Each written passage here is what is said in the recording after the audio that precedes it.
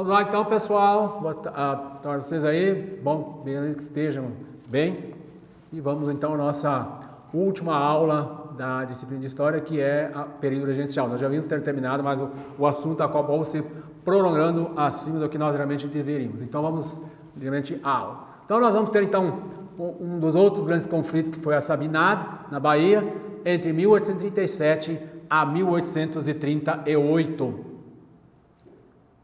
Então, vocês podem ver no mapa aí, região da Bahia, então, onde ocorreu a Sabinada entre 37 e 1838.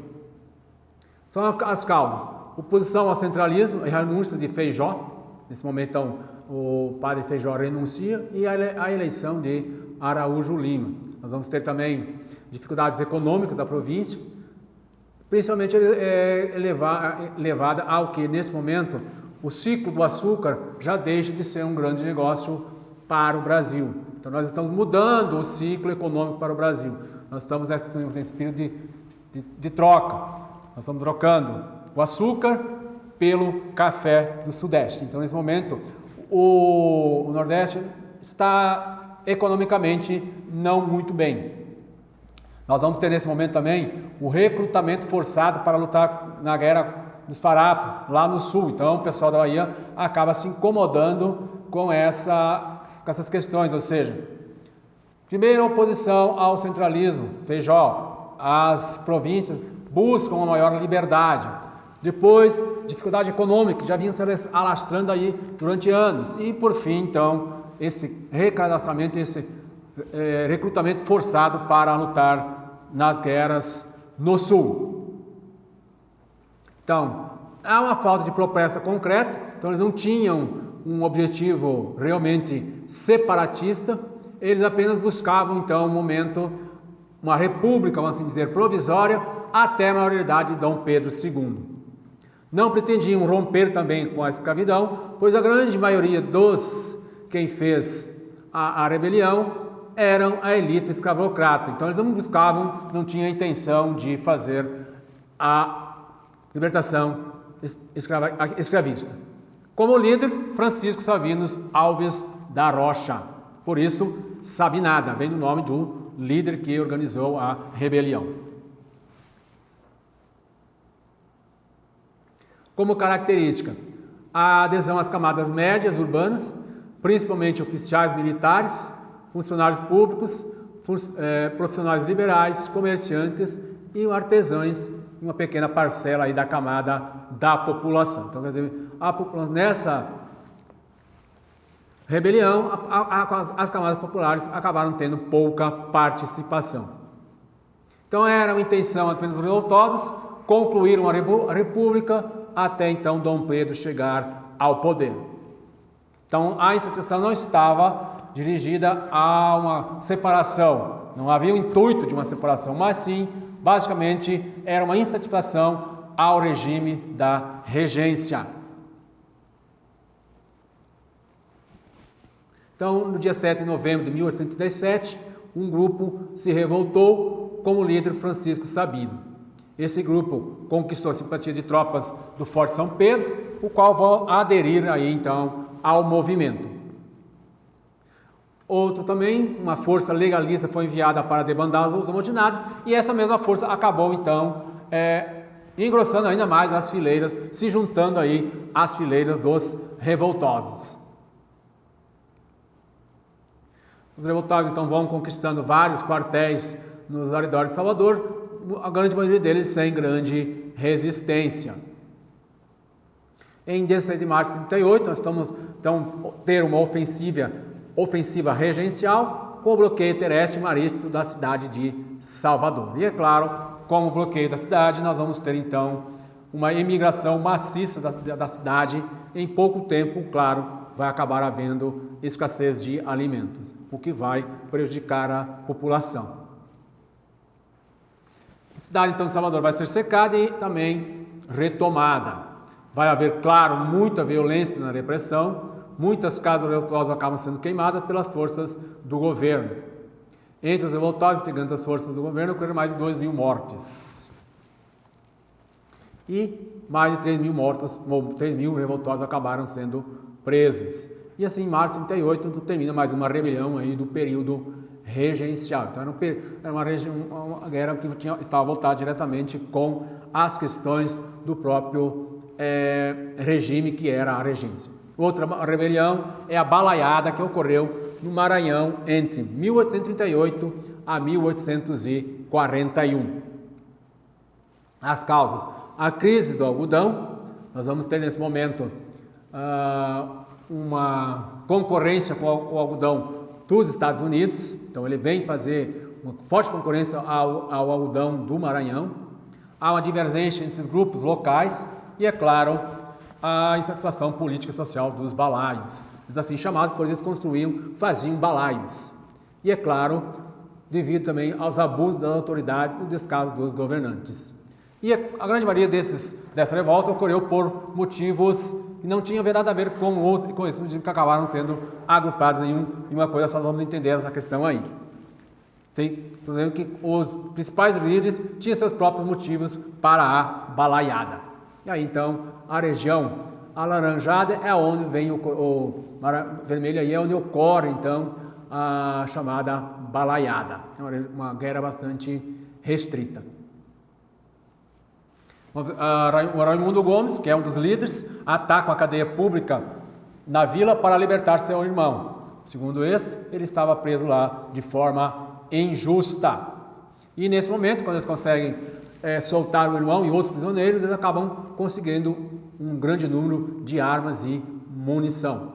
Outro líder, Manuel dos Anjos Ferreira, resolve fazer justiça às próprias mãos após ter suas filhas estupradas por um soldado e nada ser feito contra esses soldados, ou soldado. E Comes Bento era um quilombola, chefe militar de mais de 3 mil quilombolas. Então veja aí que cada um dos líderes, eles têm um motivo específico para estar entrando nesse conflito.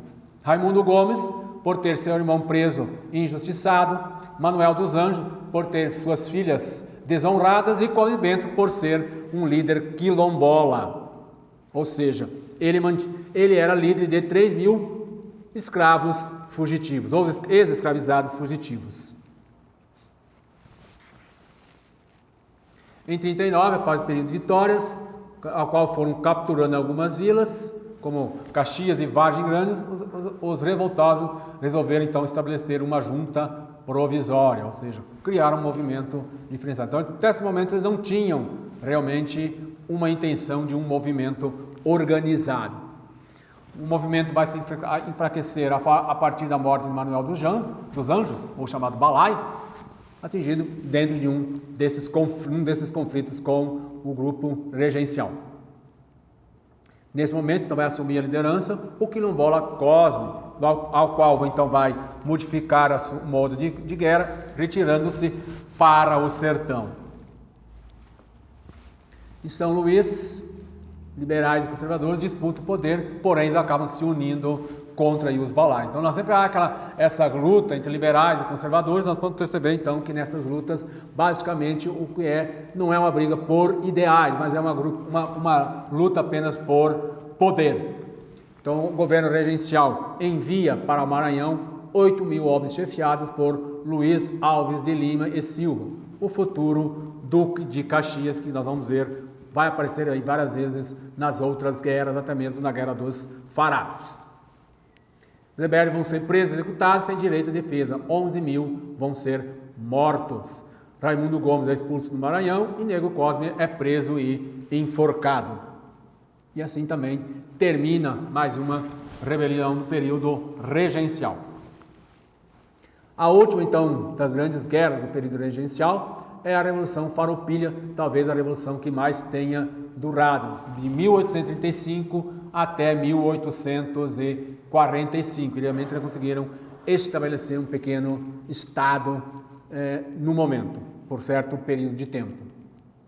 As causas: a insatisfação dos estancieiros gaúchos com a política fiscal do governo brasileiro, ou seja, os estancieiros, os grandes proprietários de terra, os grandes criadores de gado do sul, que são chamados então de estancieiros, estavam incomodados com a política fiscal, ou seja, um imposto muito alto, do chamado charque. Charque é uma forma de carne de sol. discordância dos participantes com o centralismo político e regencial. Também estavam revoltados com a questão do centralismo e da política regencial. Não havia então uma ideia inicial de haver uma separação do Brasil, construir um novo país. Ela vai ocorrer no decorrer da guerra. Outras razões. Insatisfação com as taxas sobre o gado na fronteira Brasil-Uruguai, ou seja, o gado vindo do Uruguai tinha uma taxação muito baixa, o que insatisfazia, ou muito alta, o que insatisfazia os estancieiros gaúchos. Insatisfação com a criação da Guarda Nacional, mesmo que a Guarda Nacional fosse uma guarda provisória, ela acaba incomodando aos gaúchos. Negativa do governo federal em assumir os prejuízos causados por uma praga de carrapato que acabou matando o gado da região em 1834. Então o governo não assumiu esse prejuízo, e o que deixou mais ainda incomodado os estancieiros. E é claro, não podemos esquecer também aí que as ideias federalistas e republicanas já estão se espalhando na região. Então está toda essa ideia, desde a Revolução Francesa, essa nova forma de governo que é a República. Para nós hoje a República ou um presidente é algo normal. Não podemos esquecer que nós estamos em 1834, 1830, então essas ideias estão apenas nascendo ainda, se formando. Então eles têm um objetivo, a autonomia provincial, e posteriormente, então, a formação de uma independência, de uma república independente. Não há, de início, uma busca de uma república independente. Há, sim, a busca, como vários outros conflitos aí que nós vimos, que é da autonomia provincial, ou seja, é como estão hoje. Os estados eles são independentes em relação ao governo federal, e é isso que as províncias, então, buscavam. Então, nós temos como líder Bento Gonçalves, Davi Canabaro e Giuseppe Garibaldi. Então, em 1835, 20 de setembro, Bento Gonçalves avança com seus farrapos sobre a capital Porto Alegre e acaba conquistando a capital sem grande resistência. Em 36, então veja aí, quase um ano após, é que apenas então eles decidem para a separação e a proclamação da chamada República Paratini ou República Rio-Grandenses. Nesse momento, Bento Gonçalves acaba sendo preso e enviado como prisioneiro para a Bahia, onde ele vai só conseguir fugir em 1837. Então, nos primeiros anos dessa revolução, os farrapos conseguiram se sobrepor às forças imperiais e acabaram vencendo batalhas importantes, como Seival e a Batalha de Barro Vermelho. Em 39, Davi Canabaro e Giuseppe Garibaldi lideraram a conquista da Gaúcha e fundaram a República Juliana, localizada onde hoje é o estado de Santa Catarina. Então se juntaram os dois em uma república, inicialmente duas, posteriormente uma, e depois acabaram novamente se juntando à Federação Brasileira. Então, em 39, as tropas imperiais reconquistam a região. A queda da Gaúcha, então, marca o início da decadência dos farrapos, porém a luta vai continuar até mesmo durante todo o período boa parte do período inicial do Império, ou do segundo Império no Brasil, com o reinado de Dom Pedro II. Fatores que também contribuem para a derrota dos farrapos. As outras revoltas, como já vimos aí, Balaiada, Cabanagem, própria Sabinada, já haviam sido enceradas, e dessa maneira, então, o governo pôde, então, centralizar suas forças ou enviar suas tropas para o sul. E, novamente, nós vamos ter aí, então, Luiz Alves de Lima no comando, agora já Barão de Caxias, que vai se tornar posteriormente o Duque de Caxias, para liberar as tropas imperiais. Há uma divisão entre as tropas farroupilhas, há um certo desentendimento entre os líderes farroupilhas, ao ponto de Bento Gonçalves e Onofre Pires acabarem até mesmo se duelando após um desentendimento. Então veja que os próprios líderes já não estavam mais se entendendo. Em 1845, nós vamos ter o Tratado de Paz assinado no Tratado de Poncho Verde, em que os Farrapos, então, colocaram fim na revolta, aceitaram os termos de proposta do governo, um acordo realizado entre o governo brasileiro e os Farrapos determinou o seguinte: taxação de 25% sobre o charco estrangeiro, então não podia vir mais para o Brasil o charco de outros países, ele tem um imposto de 25% sobre, anistia para os envolvidos com a revolta, pelo menos a grande maioria, e incorporação dos militares dos Farrapos ao Exército Imperial, mantendo sua patente. Então, mesmo aqueles militares que faziam parte da revolta acabaram, então, sendo incorporados aos militares dos Farrapos, até mesmo ocorrendo conflito entre esses grupos durante a Guerra do Paraguai, quando alguns militares acabavam provocando os outros devido à questão de guerra ou perder a guerra. E os provincianos teriam, então, direito de escolher o próprio presidente da província. Hoje, o cargo seria do governador, então eles poderiam, o que acabou não sendo cumprido. Nós vamos ter também que os Farrapos seriam, todos escravizados que lutaram ao lado dos Farrapos, seriam alforriados, o que também acabou não sendo cumprido. Então, chega ao fim as revoltas provincianas e nós vamos ter então início ao chamado Segundo Reinado. Então, por hoje é isso, pessoal. Até a próxima aula, quando nós vamos dar início então ao Segundo Império. Beleza? E até lá.